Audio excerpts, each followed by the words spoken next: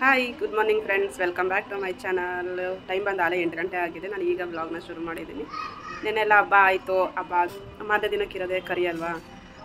ನೆನ್ನೆಲ್ಲ ಸೀತಿದ ಮೇಲೆ ಇವತ್ತು non veg ತಿನ್ನಲೇಬೇಕಲ್ವ, ಅದಕ್ಕೋಸ್ಕರ ಇವತ್ತು ನಾನ್ ವೆಜ್ ತಂದಿದ್ದಾರೆ ನಮ್ಮ ಮನೇಲಿ. ಅಂದರೆ ಮಟನ್ ತಗೊಂಡು ಬಂದಿದ್ದಾರೆ. ಅದನ್ನು ಇವತ್ತೆಲ್ಲ ರೆಸಿಪಿ ಮಾಡಬೇಕು. ನಮ್ಮ ಮನೆಯವರು ನನ್ನ ಜೊತೆ ಸೇರಿಕೊಂಡು ರೆಸಿಪಿ ಮಾಡ್ತಾರೆ. ತೋರಿಸ್ತೀನಿ ನಿಮಗೆ ಯಾವ್ದು ಮಾಡ್ತಾರೆ ಅಂತ ಅಂದ್ಬಿಟ್ಟು. ಓಕೆ, ವಿಡಿಯೋ ಎಲ್ಲ ಸ್ಕಿಪ್ ಮಾಡೋಕೆ ಹೋಗಬೇಡಿ, ಕೊನೆವರೆಗೂ ನೋಡಿ.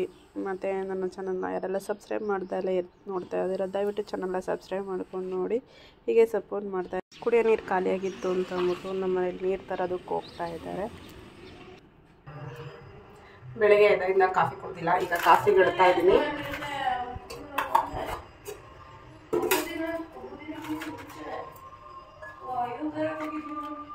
ಸ್ವಲ್ಪ ಇವತ್ತು ಎದ್ದಿದ್ದು ಲೇಟು, ತಲೆನೋವು ಬೇರೆ ಇತ್ತು, ನೆಗಡಿ ಆಗಿದೆ, ಕೆಮ್ಮಾಗಿದೆ. ಅದಕ್ಕೆ ಒಂದು ಟ್ಯಾಬ್ಲೆಟ್ ಬೇರೆ ತೊಗೊಬಿಟ್ಟಿದ್ನ. ರಾತ್ರಿ ಮಲಗ್ಬಿಟ್ಟು ಬೆಳಗ್ಗೆ ಲೇಟಾಗಿ ಎದ್ಬಿಟ್ಟೆ. ಸ್ವಲ್ಪ ನೋಡ್ತಾ ಇರ್ಬೋದು ನೀವು, ಮುಖ ಎಲ್ಲ ಉಟ್ಕೊಂಡಿದೆ. ಈಗ ಕಾಫಿ ಮಾಡಿಬಿಟ್ಟು ಆಮೇಲೆ ಅಡುಗೆ ಶುರು ಮಾಡೋಣ. ಪಾತ್ರೆ ಎಲ್ಲ ಇಲ್ಲೆಲ್ಲ ತೊಳೆದಿದ್ದಾಗೈತೆ. ಈಗ ಕಾಫಿಗೆ ಇಡ್ತೀನಿ.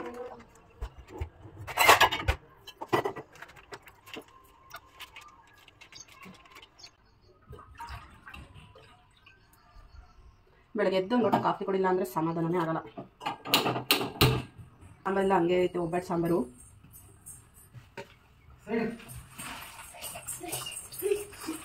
ನಮ್ಮನೆಯವರು ನೀರು ತಗೊಂಡ್ಬಂದ್ರು. ಈಗ ಏನು ತಂದಪ್ಪ? ಮೊಸರು, ಹಾಲು, ಧನ್ಯ ತಂದವ್ರೆ. ಮಟನ್ ತಂದಿದ್ದಾರೆ ನೋಡಿ ಫ್ರೆಂಡ್ಸ್. ನಮ್ಮ ಮನೆಯವರು ಮಟನ್ ಚೀಟಿ ಹಾಕ್ಕೊಂಡಿದ್ರು. ಆ ಮಟನ್ ಚೀಟಿಯಲ್ಲಿ ಬಂದಿರೋದು ಇದು ಮಟನ್ನು. ಎಷ್ಟು ಬಂದೈತ್ರಿ? 3 kg. 3 kg ತಂದಿದ್ದೀರಾ? ಚೆನ್ನಾಗಿದೆಯಾ ಮಟನ್? ಬಲ್ತಿದೆಯಾ? ಎಳೆದಾ?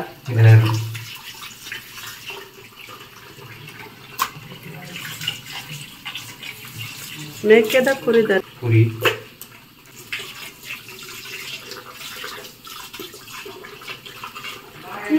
ಕುರಿ ತಿನ್ನಲ್ಲ, ಮೇಕೆ ತಿನ್ನಲ್ಲ.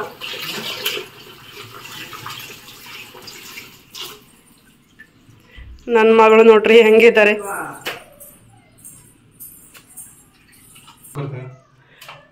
ಇವತ್ತು ನಮ್ಮ ಮನೆಯವ್ರೆ ಬಿರಿಯಾನಿ ಮಾಡಿ ತೋರಿಸ್ತಾರೆ ಅಲ್ವಾ?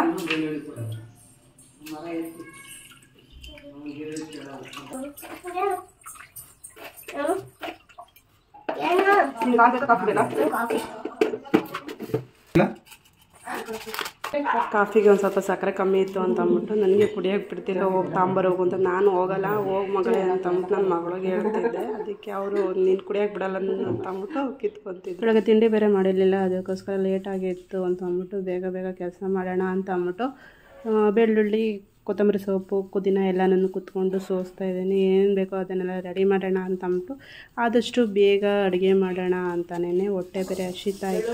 ಬೆಳ್ಳುಳ್ಳಿ ಕಬಾಬ್ ಮಾಡೋಕ್ಕೆ ಚಿಕನ್ ತಂದಿಲ್ವಲ್ಲ, ಮಟನ್ ಕಬಾಬ್, ಮಟನ್ ಬೆಳ್ಳುಳ್ಳಿ ಕಬಾಬ್ ಅಂತ ಮಾಡೋದು. ಎಷ್ಟು ಹಾಕು?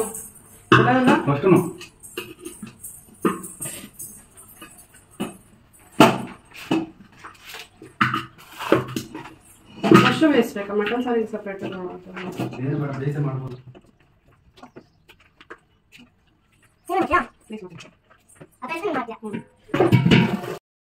ಈಗ ಮಟನ್ ಬೇಯೋಕ್ಕೆ ಒಂದು ಸ್ವಲ್ಪ ಉಪ್ಪು ಹಾಕ್ತಾ ಇದ್ದೀನಿ. ಅದ್ರ ಜೊತೆ ಒಂದು ಚೊಂಬು ನೀರು ಬೇಯೋಕ್ಕಿಟ್ಟು ಒಂದು 4 ವಿಷಲ್ ಹೊಡ್ಸಿದ್ರೆ ಆಯಿತು.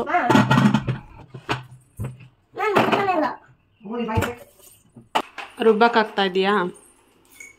ಏನೇನು ಹಾಕ್ತಿರೋದು ಹೇಳು? ಅಕ್ಕಿ, ಲವಂಗ, ಗಸಗಸೆ, ಏಲಕ್ಕಿ, ಜೋರಾಗಿ ಹೇಳು. ಮರಾಠ ಮುಗ್ಗು,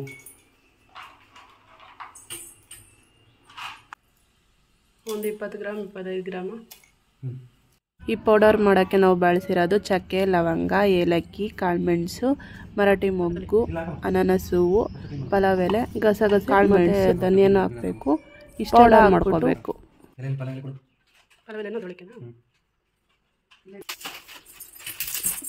ಇದೊಂದೇ ಎಷ್ಟೊಂದು ತಗೊಂಡೆ ಮತ್ತೆ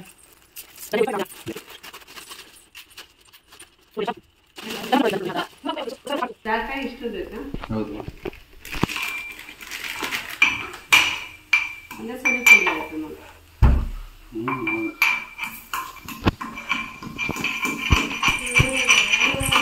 ಇಷ್ಟು ಘಮ ಅಂತ ಇದ್ದಾರೆ ಜಾಕಾಯಿ.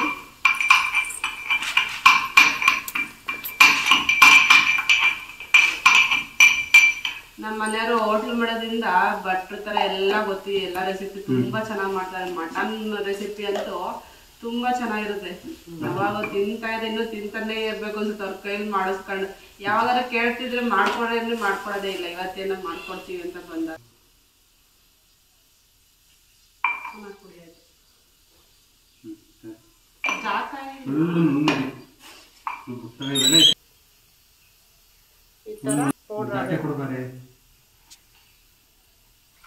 Fine powder. ಇದನ್ನು ನಾವು ಮನೆಯಲ್ಲಿ ಮಾಡ್ಕೊಂಡು ತಿನ್ನೋದ್ರಿಂದ ತುಂಬಾ ಟೇಸ್ಟಿಯಾಗಿರುತ್ತೆ.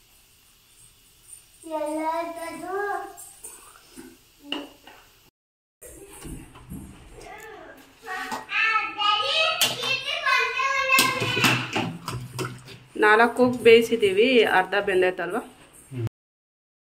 ಮಟನು ತುಂಬ ಚೆನ್ನಾಗಿತ್ತು, ಎಳೆದು ಅನಿಸುತ್ತೆ.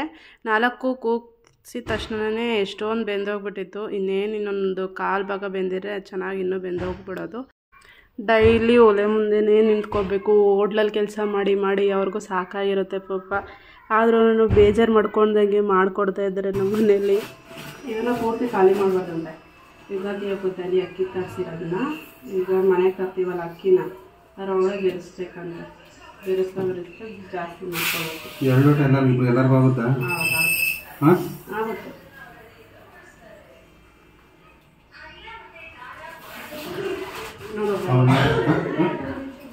ಸಾಕಾಗುತ್ತೆ. ಮತ್ತೆ ಬಿರಿಯಾನಿ ಮಧ್ಯಾಹ್ನ ಕೂಡ್ಬಿಡ್ದೆ ನಾನು. ಸಾಕು. ಅದು 4 ಲೋಟ ನೀರು ಹಾಕ್ತಿದ್ದೆ ನೋಡೋದು.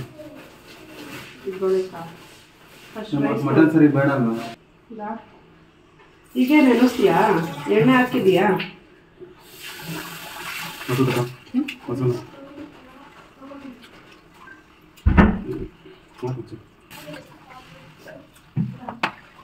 ಒಂದು 7 ರಿಂದ 8 ಸ್ಪೂನ್ ಎಣ್ಣೆ ಹಾಕಿರೋದು.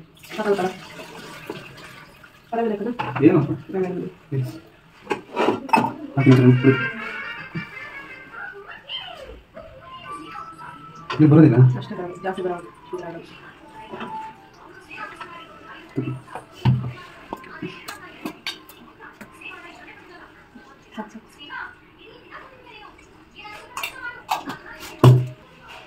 ಸ್ವಲ್ಪ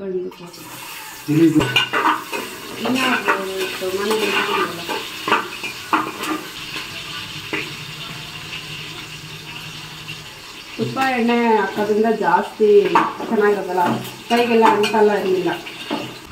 ಏನೆಲ್ಲ ಬೇಕೋ ಮಸಾಲೆನೆಲ್ಲ ಸಪ್ರೇಟಾಗಿ ರುಬ್ಬಿಸ್ಕೊಂಡಿದ್ರು. ಇವಾಗ ಒಂದೊಂದಾಗಿ ಹಾಕ್ತಾ ಹೋಗ್ತಾ ಇದ್ದಾರೆ.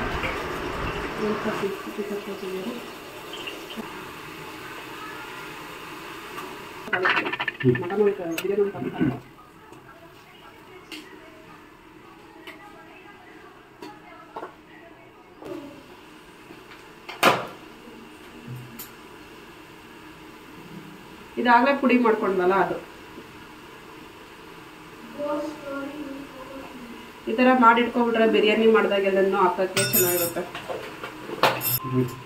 ಆಗಲೇ ಮಟನ್ ಬೇಯಿಸ್ಕೊಡಿದ್ವಲ್ಲ ಅದ್ರ ಸೂಪ್ ಉಳಿದಿತ್ತಲ್ಲ ಅದ್ರದ್ದನ್ನೇ ಮತ್ತೆ ಬಿರಿಯಾನಿಗೂ ಕೂಡ ಹಾಕ್ತಾಯಿದ್ದೀನಿ. ಟೇಸ್ಟು ಕೂಡ ಚೆನ್ನಾಗಿರುತ್ತೆ. ಅದು ಬೆಂದಿರೋದನ್ನೆಲ್ಲ ಚೆಲ್ಲಕ್ಕೆ ಹೋಗ್ಬಾರ್ದು. ಈ ರೀತಿ ಯೂಸ್ ಮಾಡ್ಕೊಳ್ಳೋದ್ರಿಂದ ಒಳ್ಳೆ ಟೇಸ್ಟ್ ಕೊಡುತ್ತೆ.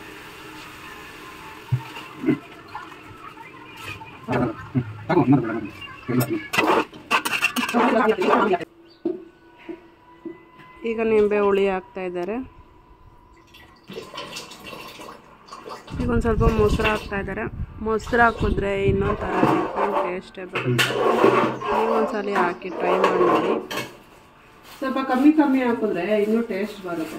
ಜಾಸ್ತಿ ಮಸಾಲೆ ಐಟಮ್ಸ್ ಹಾಕಲೇಬಾರ್ದು. ಓಪನ್ ಮಾಡು ಮೊದಲು. ಮಟನ್ ಬಿರಿಯಾನಿಗೆ ಗೋಡಂಬಿ ಹಾಕ್ತಾವ್ರೆ ನಮ್ಮ ಮನೆಯಲ್ಲಿ. ಹೊಸ ರೆಸಿಪಿ. ಅಂತೂ ಗೋಡಂಬಿ ಹಾಕಿರೋದು ಎಲ್ಲೂ ತಿಂದೇ ಇಲ್ಲ, ಏನಿಲ್ಲ. ಇವತ್ತು ತಿಂತಾ ಇರೋದು. ದ್ರಾಕ್ಷಿನೂ ಹಾಕಿದ್ರಲ್ವ, ಹಾಕ್ತಾರ. ಇನ್ನು ರುಬ್ಬಿ ಪೇಸ್ಟ್ ಮಾಡಿ ಮಟನ್ ಸಾರಿಗೆ ಹಾಕೋದನ್ನ ನೋಡಿದ್ದೀನಿ. ಒಂದು ಸ್ವಲ್ಪ ಅರಿಶಿನ ಹಾಕು. ಗ್ರೀನಿಶ್ ಮೊಸರು ಬಜ್ಜಿಗೆ ಹಚ್ಚಲಾ? ಅದು ಈರುಳ್ಳಿ ಇದೆಯಲ್ಲ, ಅದು ಮಟನ್ ಇದಕ್ಕೆ ಮಟನ್ ಸಾಂಬಾರ್ಗು ಚಿಕನ್ ಮಟನ್ ಸುಕ್ಕಾಗು ಮಟನ್ ಸಾಂಬಾರು ಬೇಡ, ಇದು ಮೊಸರು ಬಜ್ಜಿಗೆ ಹಚ್ಚ. ಅದೇ ರುಬ್ಬಿರೋದೈತೆ ಸಾಕಾಗ್ತದಲ್ಲ ಮಟನ್ ಸಾಂಬಾರು. ಅಕ್ಕಿ ಹಾಕ್ತಾ ಇದೀವಿ, ಬುಲೆಟ್ ರೈಸ್.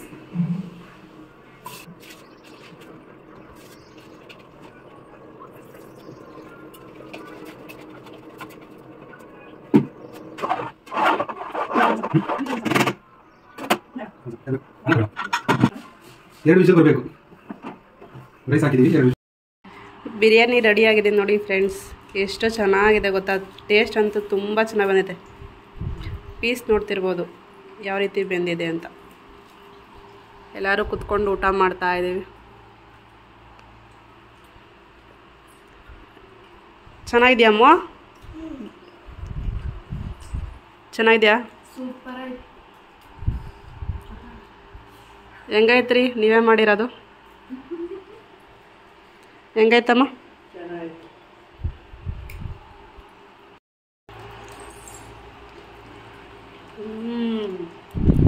ಸೂಪರ್ ಆಯ್ತಾ?